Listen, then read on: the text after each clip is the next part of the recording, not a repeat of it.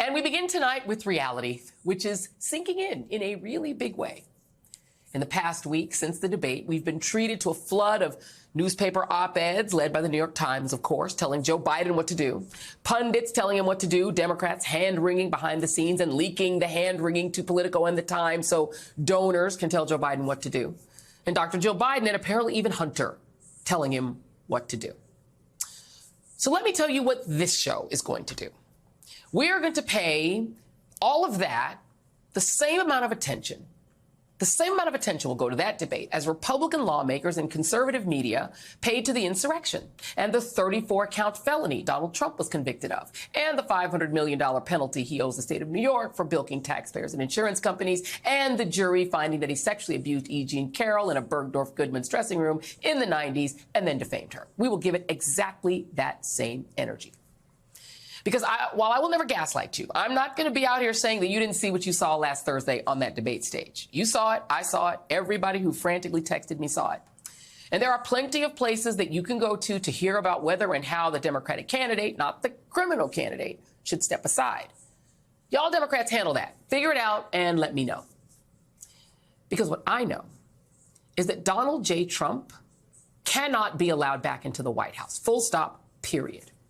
Because Donald Trump is a dangerous, felonious wannabe autocrat who is vowing to release hundreds of violent insurrectionists from prison by pardoning them, to open internment camps on U.S. soil and round up millions of undocumented migrants to put there, and sic the Justice Department on his declared enemies. He has called for the execution of people he doesn't like, including former Joint Chiefs Chairman Mark Milley. He has admitted he wants to be a dictator, like his favorite dictators, Vladimir Putin, China's Xi Jinping, and the dictator of North Korea, Kim Jong-un. And please spare me the on day one bit. They all vow to be only a dictator on day one. Second, Project 2025 cannot be allowed to be implemented in the United States. It is straight up fascism, which would unleash the U.S. military on American citizens like an official death squad, turn the federal government into the equivalent of the Chinese parliament or the Russian Duma, where you have to take a personal oath to the official party and to the president to keep your job. It would unleash a national abortion ban, using federal agencies to end access to everything from contraceptives to IVF to books and more. It means turning this country literally into Gilead from The Handmaid's Tale, except with tariff-induced 100% inflation. And if you were to combine a Trump autocracy, a fully Christian nationalist Republican Party in control of both houses of Congress, and the current Supreme Court majority, well, Katie, bar the door and unleash the devil, because we would be finished as a democracy. Because on Monday, days before this country celebrates its independence from the British king, the Leonard Leo VI Supreme Court majority, in a ruling written by Chief Justice John Roberts, ruled as follows, quote, "Under our constitutional structure of separated powers, the nature of presidential power entitles a former president to absolute immunity from criminal prosecution for actions within his conclusive and preclusive constitutional authority.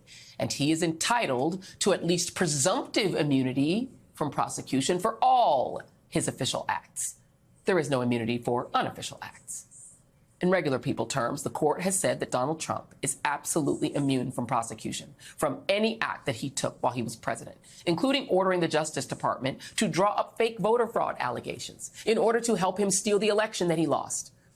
They ordered the lower courts to review whether Trump sending a mob to intimidate Mike Pence into accepting fake electors instead of the real ones, and Trump pressuring states to send fake electors to get Pence to go along with the scheme is part of a president's official acts, as if that is even possible. But the bottom line of their ruling is as bad or worse than the worst case scenario that anyone except those of us who have figured out this court's utter depravity anticipated when Justice Sotomayor asked Trump's lawyer this question. If the president decides that his rival is a corrupt person and he orders the military or orders someone to assassinate him, is that within his official acts that for which he can get immunity? It would depend on the hypothetical, but we can see that could well be an official act. According to Roberts, yeah, he could use SEAL Team 6 to kill an opponent, as long as he did it officially. There were a number of tells in this ruling that should make you think a lot about Project 2025. Roberts called repeatedly in his ruling for a president to be free to take bold and unhesitating action without fear of prosecution, even if said bold action includes brazenly breaking the law. When Trump says he'd like to order the Justice Department to prosecute the Biden family and anyone else for made-up crimes, John Roberts offers this on page 28, quote, "The executive branch has exclusive authority and absolute discretion to decide which crimes to investigate and to prosecute, including with respect to allegations of election crime." And if that political prosecution is a sham, let's go to page 29. Quote, "The indictment's allegations that the requested investigations were shams or proposed for an improper purpose do not divest the president of exclusive authority over the investigative and prosecutorial functions of the Justice Department and its officials." Want to implement the Project 2025 plan to fire 50,000 federal employees who failed to take the loyalty oath? Okay, let's go to page 28. The president's management of the executive branch requires him to have unrestricted power to remove the most important of his subordinates, such as the attorney general, in their most important duties. I mean, you have to be bold and decisive to implement the right-wing agenda, am I right? Unsurprisingly, the three liberal justices dissented, with the principal dissent written by Justice Sonia Sotomayor, who ripped the white sheet off the majority's argument, writing, "The President of the United States is the most powerful person in the country and possibly the world. When he uses his official powers in any way, under the majority's reasoning, he now will be insulated from criminal prosecution. Orders the Navy SEAL Team 6 to assassinate a political rival, immune. Organizes a military coup to hold on to power, immune. Takes a bribe in exchange for a pardon, immune, immune, immune, immune." And she closes her scathing dissent this way. "Never in the history of our republic has a president had reason to believe that he would be immune from criminal prosecution if he used the trappings of his office to violate the criminal law. Moving forward, however, all former presidents will be cloaked in such immunity. If the occupant of that office misuses official power for personal gain, the criminal law that the rest of us must abide by will not provide a backstop. With fear for our democracy, I dissent." But it is the separate dissent written by Justice Ketanji Brown Jackson that reveals the real scheme here. Quoting from her dissent, "With the adoption of a paradigm that sometimes exempts the president from the dictates of the law, when the court says so, this court has effectively snatched from the legislature the authority to bind the president or not to Congress's mandates, and it has also thereby substantially augmented the power of both the office of the presidency and itself. Who will be responsible for drawing the crucial line between the president's personal and official affairs? To ask the question is to know the answer. A majority of this court, applying an indeterminate test, will pick and choose which laws apply to which presidents by labeling his various allegedly criminal acts as core, official, or manifestly or palpably beyond the president's authority." In other words, to put it in Game of Thrones terms, America now has a king and 6 hands of the king. Happy effing Independence Day. Joining me now is Michael Steele, former RNC chair and co-host of MSNBC's The Weekend, Melissa Murray, NYU law professor and MSNBC legal analyst, and Dean Obeidallah, MSNBC columnist and host of the Dean Obeidallah Show on SiriusXM. I know Dean is a lawyer. People forget you're a comedian and a lawyer, but I know you're a lawyer too. But I'm going to go right down the middle to Melissa and just get your raw, unvarnished reaction to what the court has done. I thought Justice Jackson's dissent, Joy, was spot on. This is a court that has arrogated power to itself over and over and over again during this term. All you have to do is look to just the week before this immunity decision when the court overruled Chevron on the view that allowing the executive to regulate through administrative agencies would essentially make the executive a king. But they don't seem to mind king-making when it comes in the posture of presidential authority to abuse the office. And so we have these inconsistent rulings. You cannot regulate smog emissions, but you can order SEAL Team 6 to assassinate a political rival. And she is exactly right. This defies the separation of powers by consolidating authority, not just in the president, but also in the court, and taking it away from Congress, the branch of government that is perhaps closest to the people themselves. You know, Michael Steele, you grew up in the Republican Party, and there's been this originalist strain that has, organized the party for a really long time. The idea that the Constitution is not living, it is dead, and that you only essentially have the rights that you had when Thomas Jefferson was alive and nothing more. And that to go back to that is the only way to really appreciate the Constitution. But now we have justices who have invented something new, something I don't think the framers intended, to say that the framers, according to them, intended for the president to have king-like powers. The powers of King George are now essentially in the hands of the American president. How ironic is that for originalists to be also monarchists? Well, it's not ironic. It's bull. I mean, it's fundamentally incoherent and inconsistent with the founders. Go back and look at the founding documents, look at the Continental Congress, look how they organized themselves, the principles that they laid down. Look at just the debate in setting up the presidency. There were those colonists and those who argued for George Washington to be a king, to be a prime minister.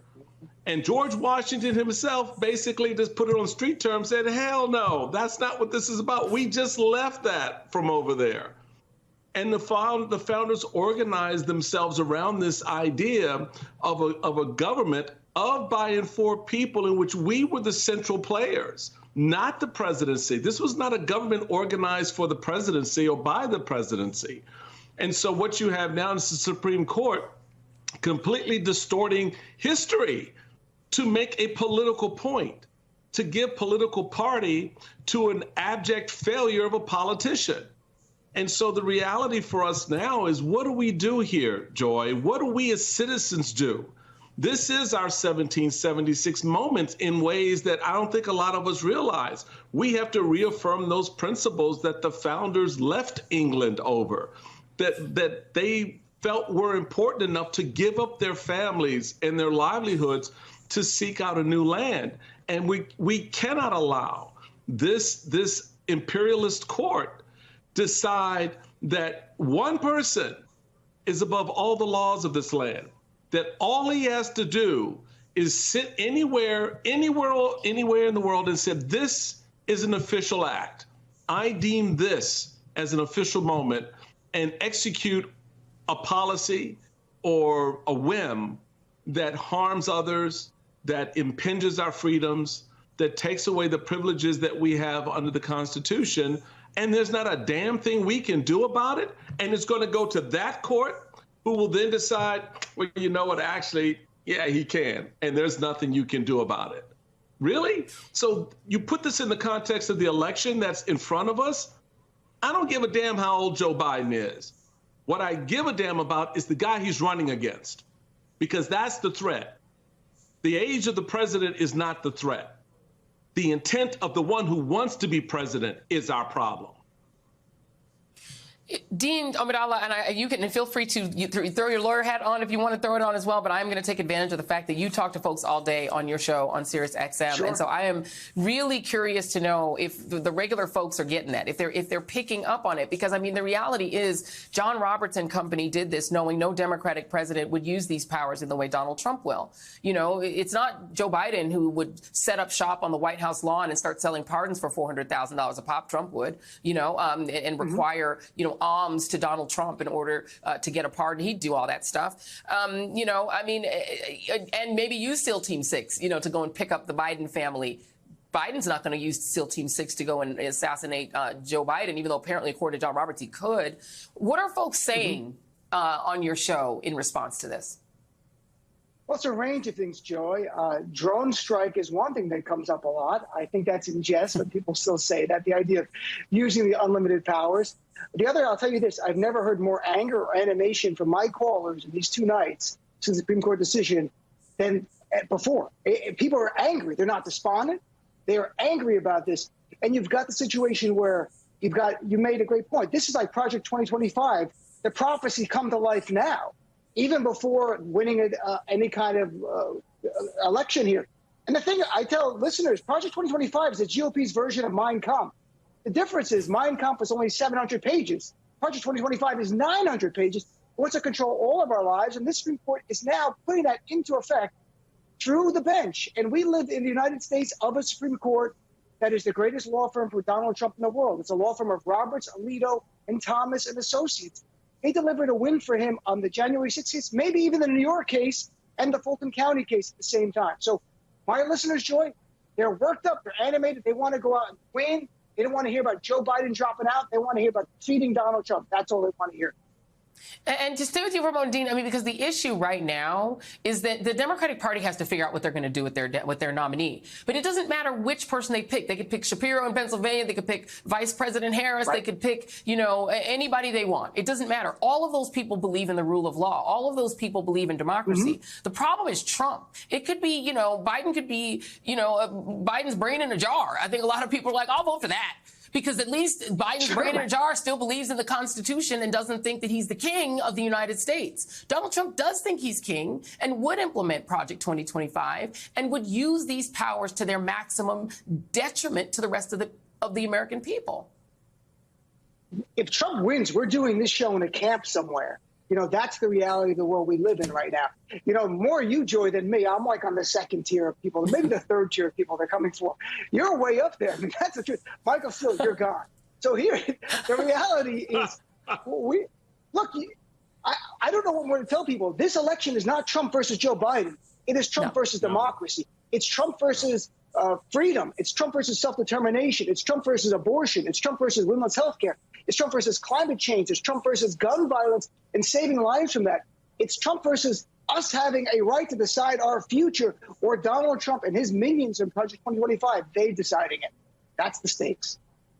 That's the stakes. All right. Well, don't go anywhere. Michael, Melissa, and Dean are sticking with me for much more on this staggering Supreme Court ruling and the impact that we're going to have, not just on our democracy, but on the cases Donald Trump is facing. We're going to get into that on the other side of the break. We'll be right back.